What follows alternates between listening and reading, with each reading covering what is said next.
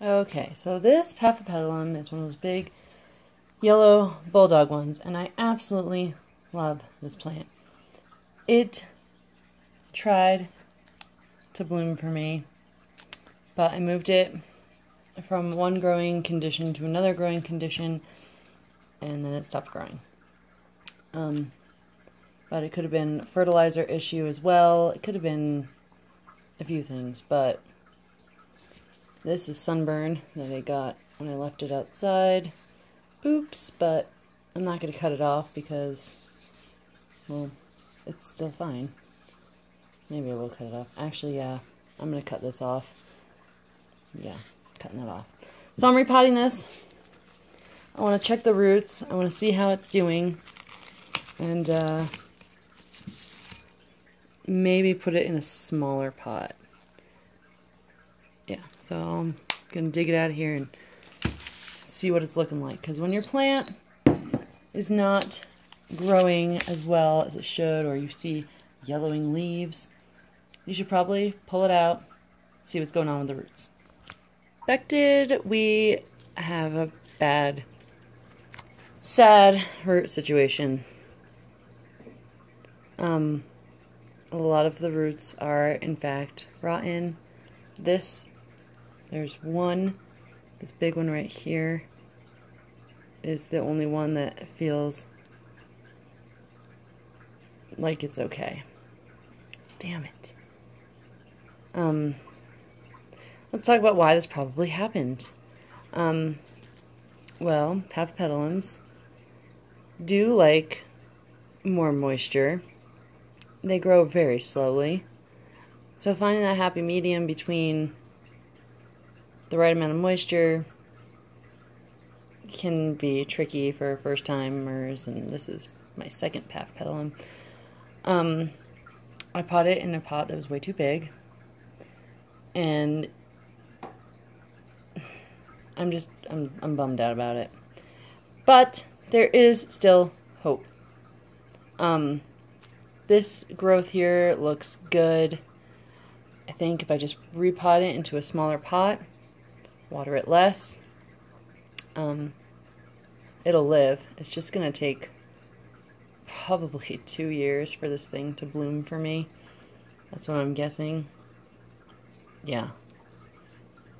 Because when orchids suffer like this one has, it takes a while for them to recover and have enough strength to bloom. I'm super bummed about this. And this is a good example of why you should not overpot your orchids.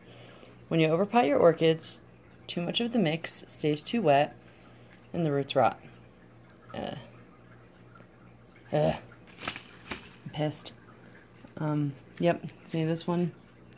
This one is squishy. Ew. Oh my god, it has a bunch of water in it. They should be hard. This one's hard. A healthy root on a paphiopedilum should feel like a stick. And some of them will have furry. This one feels like a stick. That's good. What I do is I'll just pull... Oh, this one feels like a stick. Oh, that's good. But this one's squishy. So, this is what I do.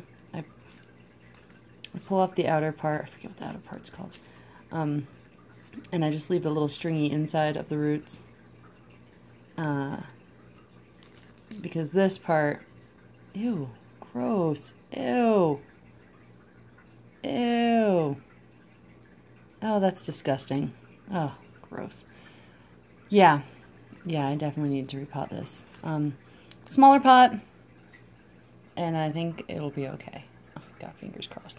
But that's what you gotta do. If you see your orchids not doing well, you've really gotta take it out and look at the roots, and you'll usually find the problem. So here you can see the roots in the pot. These paphiopedilum roots are very hard, like sticks, so they're kind of hard to maneuver. You don't want to break them. They are pretty tough, so it's okay. I placed it so that the new growth can grow more, and the old growth's in the back. I'm going to use a fine bark and just a dash of sphagnum moss, and hopefully that'll do well. Okay, so I repotted it in mostly a fine bark with just a dash of sphagnum moss. I've staked it since the roots are super weak. I put this little stake in there and I've kind of,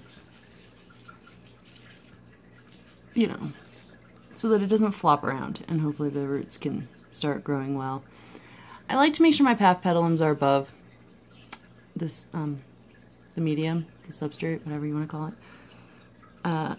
This looks good to me. I don't want them being lower because they tend to be more prone to rot if they sit too low in the pot. So yeah, we'll see. Fingers crossed that this guy does all right. I mean, these leaves look healthy.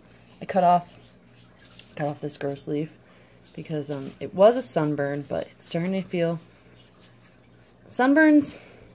It was a sunburn.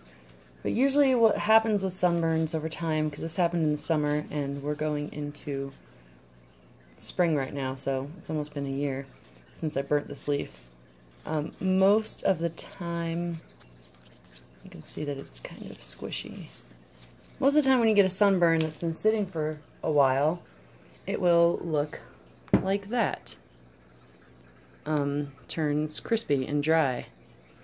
So, because this plant's been struggling, I thought it would probably be best just to cut this questionable leaf off. Alright, hopefully it'll do well for me. Fingers crossed. Keep you updated.